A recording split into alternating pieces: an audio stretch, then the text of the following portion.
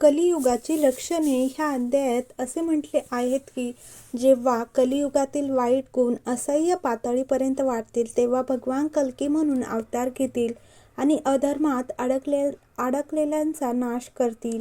त्यानंतर एक नवीन सत्ययुग सुरू होईल. जसजसे कलियुग पुढे जाईल तसतसे लोकांचे सर्व चांगले गुण कमी होतील आणि सर्व अशुद्ध गुण वाढतील. तथाकथित धर्मांच्या नास्तिक व्यवस्था प्रबळ होतील. ज्यांनी वैदिक कायद्यांच्या नियमांची जागा घेतली राजे अगदी महामार्गांवरील ठाकूंसारखे बनतात.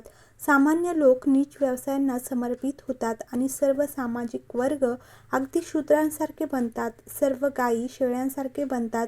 सर्व आध्यात्मिक आश्रम भौतिकवादी घरांसारखे बनतात आणि कौटुंबिक संबंध लग्नाच्या तत्काळ संबंधांपेक्षा जास्त विस्तारत नाही.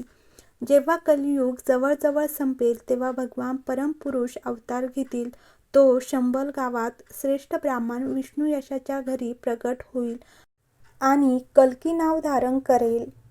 तो आपला घोडा देवदत्तावर स्वार होईल आणि हातात तलवार घेऊन राजांच्या वेशात लाखो डाकूंना मारत पृथ्वीवर फिरेल. त्यानंतर पुढील सत्ययुगाची चिन्हे दिसू लागतील. जेव्हा चंद्र, सूर्य आणि बृहस्पती ग्रह एकाच वेळी एका नक्षत्रात प्रवेश करतील आणि पुष्य चंद्राच्या महालात एकत्र येतील तेव्हा सत्ययुग सुरू होईल. सत्य, त्रेता, द्वापर आणि कली यांच्या क्रमाने ह्या विश्वातील जीवांच्या समाजात 4 युगाचे चक्र फिरते. सुखदेव गोस्वामी म्हणाले, मग हे राजा धर्म, सत्यता, स्वच्छता, सहिष्णुता, दया, आयुष्मान, शारीरिक शक्ती आणि स्मृती हे सर्व दिवसेंदिवस कमी होत जातील कारण कलियुगाचा प्रभाव पडतो. कलियुगात केवळ संपत्ती ही पुरुषाच्या चांगल्या जन्माचे, योग्य वर्तनाचे आणि उत्तम गुणांचे लक्षण मानली जाईल आणि कायदा आणि न्याय केवळ त्याच्या शक्तीच्या आधारावरच लागू केला जाईल.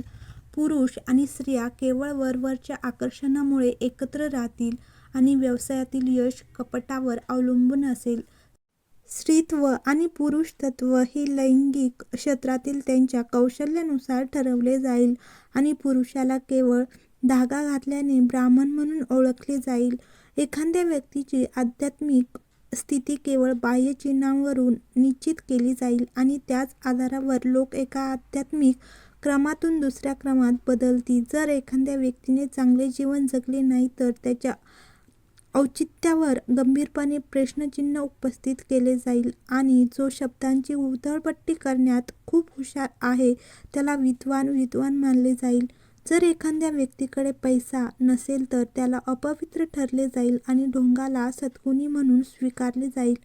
लग्न फक्त तोंडी कराराने होईल आणि एखाद्या व्यक्तीला असे वाटले की त्याने फक्त आंघोळ केली असेल तर तो सार्वजनिक ठिकाणी येण्यास योग्य आहे. एका पवित्र ठिकाणी फक्त काही अंतरावर असलेल्या पाण्याच्या साठ्यांचा समावेश असेल आणि सौंदर्य हे एखाद्याच्या केशरचनेवर अवलंबून असेल असे मानले जाईल. पोट भरणे हे जीवनाचे ध्येय बनेल आणि जो धाडसी आहे तो सत्यवादी म्हणून स्वीकारला जाईल.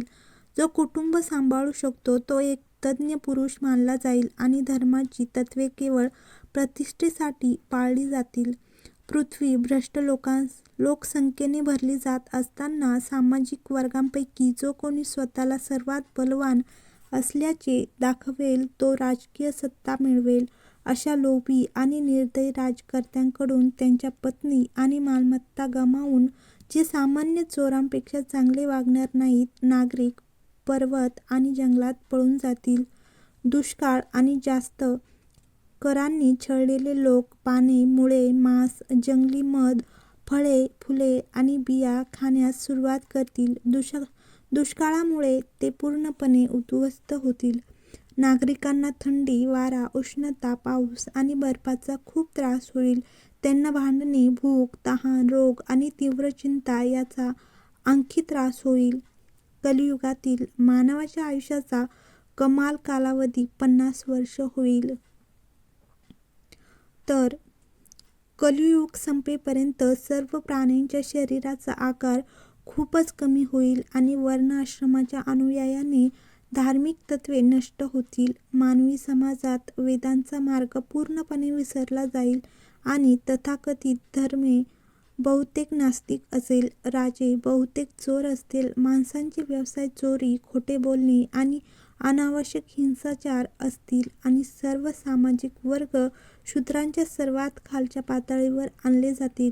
गायी, शेळ्यांसारखे असतील, आध्यात्मिक आश्रम सामान्य घरांपेक्षा वेगळे नसतील आणि कौटुंबिक संबंध लग्नाच्या तत्काळ बंधनाइतकेच वाढतील.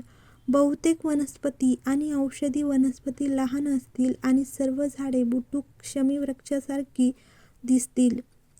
ढग विजेने भरलेले असतील, घरे धार्मिकतेपासून वंचित असतील आणि सर्व मानव गाढवासारखे होतील. त्यावेळी देवांचे सर्वोच्च व्यक्तिमत्व पृथ्वीवर प्रकट होईल. शुद्ध आध्यात्मिक चांगुलपणाच्या व्यक्तीने कार्य करून तो शाश्वत धर्माचे रक्षण करेल. भगवान विष्णू सर्व गतिमान आणि गतिमान जीवांचे आध्यात्मिक स्वामी आणि सर्वांचे परमात्मा धर्माच्या तत्त्वांचे रक्षण करण्यासाठी आणि त्यांच्या संत भक्तांना भौतिक कर्माच्या प्रतिक्रियेपासून मुक्त करण्यासाठी जन्म घेतात. भगवान कल्की शंभाला गावातील सर्वात प्रतिष्ठित ब्राह्मण महान आत्मा विष्णुयश याच्या घरी प्रगट होतील. विश्वाचे स्वामी भगवान कल्की त्यांच्या वेगवान घोडा देवदत्तावर स्वार होतील आणि त्यांच्या हातात तलवार घेऊन त्याच्यावर 8 गूढ ऐश्वर्याचे आणि देवत्वाच्या 8 विशेष गुणांचे प्रदर्शन करत पृथ्वीवर प्रवास करतील. त्यांच्या अतुलनीय तेजाचे प्रदर्शन करून आणि प्रचंड वेगाने स्वार होऊन ते राजा म्हणून वेशभूषा करणाऱ्या लाखो चोरांना मारतील. सर्व ढोंगी राजे मारल्यानंतर शहरे आणि नगरांमधील रहिवासी भगवान वासुदेवाच्या चंदनाच्या पेस्ट आणि इतर सजावटीचा पवित्र सुगंध घेऊन येणारा वारा अनुभवतील आणि त्यामुळे त्यांचे मन अलौकिक शुद्ध होईल. जेव्हा भगवान वासुदेव सर्वोच्च व्यक्तिमत्व त्यांच्या दिव्य चांगुलपणाच्या स्वरूपात त्यांच्या हृदयात प्रगट होतील, तेव्हा उर्वरित नागरिक पृथ्वीवर विपुल प्रमाणात पुन्हा भरतील. जेव्हा परमात्मा पृथ्वीवर धर्माचे पालनकर्ता कल्की म्हणून प्रगट होतील, तेव्हा सत्ययुग सुरू होईल आणि मानवी समाज सत्यगुणी संतती निर्माण करेल. जेव्हा चंद्र, सूर्य आणि बृहस्पती कर्कट नक्षत्रात एकत्र येतील आणि तिघेही एकाच वेळी चंद्राच्या महालात पुष्यमध्ये प्रवेश करतील, त्याच क्षणी सत्य किंवा कृतांचा युग सुरू होईल. अशा प्रकारे मी सूर्य आणि चंद्राच्या राजवंशातील सर्व राजांचे भूतकाळातील, वर्तमानातील आणि भविष्यातील वर्णन केले आहे.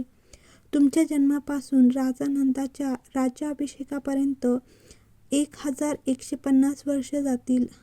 7 ऋषींच्या नक्षत्राच्या निर्मितीतील 7 ताऱ्यांपैकी पुलह आणि कृतू हे रात्रीच्या आकाशात उगवणारे पहिले आहेत. जर त्यांच्या मध्यबिंदूतून उत्तरेकडे आणि दक्षिणेकडे जाणारी रेषा काढली गेली तर ही रेषा ज्या चंद्राच्या महालातून जाईल ती त्या काळातील नक्षत्राचा अधिपती मानली जाते.